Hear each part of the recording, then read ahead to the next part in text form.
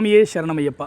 என்னோடய பேர் ஹரிகரன். நான் மயிலாப்பூர்லேருந்து நான் பேசுகிறேன். நான் ஒரு 10 வருஷத்துக்கு முன்னாடி பார்த்தீங்கன்னா அம்மாவுக்கு உடம்பு சரியில்லை. என்னுடைய அம்மாவுக்கு ஹார்ட் அட்டாக் வந்துச்சு. ஸோ அந்த சூழ்நிலையில் கூட பார்த்தீங்கன்னா அம்மாவுக்கு பைபாஸ் சர்ஜரி தான் பண்ணணும் அப்படின்றது ஒரு நிர்பந்தம். பட் அந்த நிலமையில் எனக்கு ஃபினான்ஷியலாகவும் பிரச்சனை. எனக்கு சொல்லும் போதே எனக்கு கண் கலங்குது. ஸோ ஃபினான்ஷியலாகவும் பிரச்சனை எனக்கு.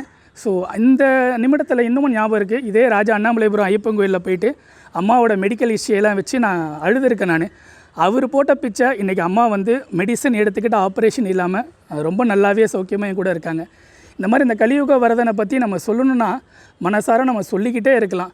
என்னுடைய ஒரு பெரிய ஒரு ஆசைன்னு பார்த்தீங்கன்னா என் உடம்புல உயிர் மூச்சு இருக்கிற வரைக்கும் பகவானை வருஷம் போய் பார்த்துக்கிட்டே இருக்கணும். என்னால் முடிஞ்ச தொண்டை நான் பகவானுக்கு செஞ்சுக்கிட்டே இருக்கணும். நான் படித்தது ராஜாமுத்து ஹையர் செகண்டரி ஸ்கூலில் தான் நான் படித்தேன். ஸோ என்னுடைய ஸ்கூல் படிப்பு காலம் போதே பகவானுக்கு எனக்கு பெரிய ஒரு கனெக்ட் இருந்தது.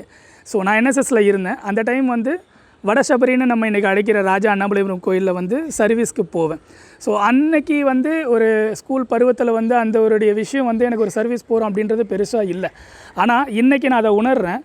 நம்ம வாழ்க்கையில் எவ்வளோ ஒரு பெரிய ஒரு புண்ணியம் பண்ணியிருந்தா பகவான் பக்கத்திலே அந்த ஒரு சர்வீஸ் பண்ணும்போது பகவான் பக்கத்தில் இருந்து பெல்லடிக்கிறதா இருக்கட்டும், பகவானுக்கான அந்த மாலை எடுத்துறதா இருக்கட்டும், எல்லாருக்கும் அந்த வாய்ப்பு கிடச்சிடாது. ஸோ அவர் பக்கத்திலே இருந்து சர்வீஸ் பண்ணுறது வந்து ஒரு பெரிய ஒரு வாய்ப்பு எனக்கு பகவான் கொடுத்துருக்காரு. அங்கே சர்வீஸ் பண்ணும்போது எனக்கு விக்கி எனக்கு நண்பரானார். பொதுவாக வாழ்க்கையில் எல்லாருக்குமே கஷ்டம் நிறையா வரும், பிரச்சனைகள்லாம் நிறையா வரும். என்னுடைய வாழ்க்கையில் நிறையா பிரச்சனை கஷ்டங்கள்லாம் நிறையா இருக்குது.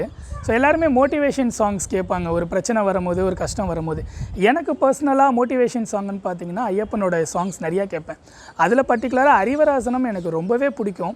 அந்த சாங் வந்து அவ்வளோ ஒரு அற்புதமாக ஐயப்பனை வர்ணித்து அந்த 5 நிமிஷங்கிறது வந்து யேசுதாஸ் ஐயா அவ்வளோ அற்புதமாக பாடியிருப்பார். நம்ம சென்னை எடுத்துக்கிட்டிங்கன்னா வடசபரியில் பார்த்திங்கன்னா ராஜா அண்ணாமலைபுரம் கோயிலில் இரவு 9:05க்கு அறிவராசனம் போடுவாங்க. முடிஞ்ச அளவு அந்த பூஜையில் நான் போய் கலந்துப்பேன். என்னால் வந்து கோயிலுக்கு ஒரு வேளை போக முடியல அப்படின்ற பட்சத்தில் நான் வீட்டிலே அந்த அறிவராசனம் கேட்பேன்.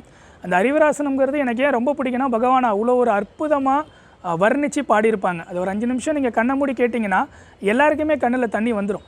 ஸோ எனக்கு நான் பர்சனலாக அந்த மோட்டிவேஷன் சாங்கை நான் எதுக்கு சொன்னேன்னா, நான் அந்த சாங்கை கேட்டு என் கண்ணை நான் திறந்து பார்க்கும்போது என்னை மீறி எனக்கு ஒரு வந்து கண்ணில் தண்ணி வந்திருக்கும். அது எதனாலனா பகவான்கிட்டே நான் போயிட்டு வந்து என்னுடைய கஷ்டங்கள்லாம் சொல்லிவிட்டு மறுபடியும் வந்து நான் இங்கே வந்த மாதிரி எனக்கு ஒரு ஃபீல் வரும் எனக்கு.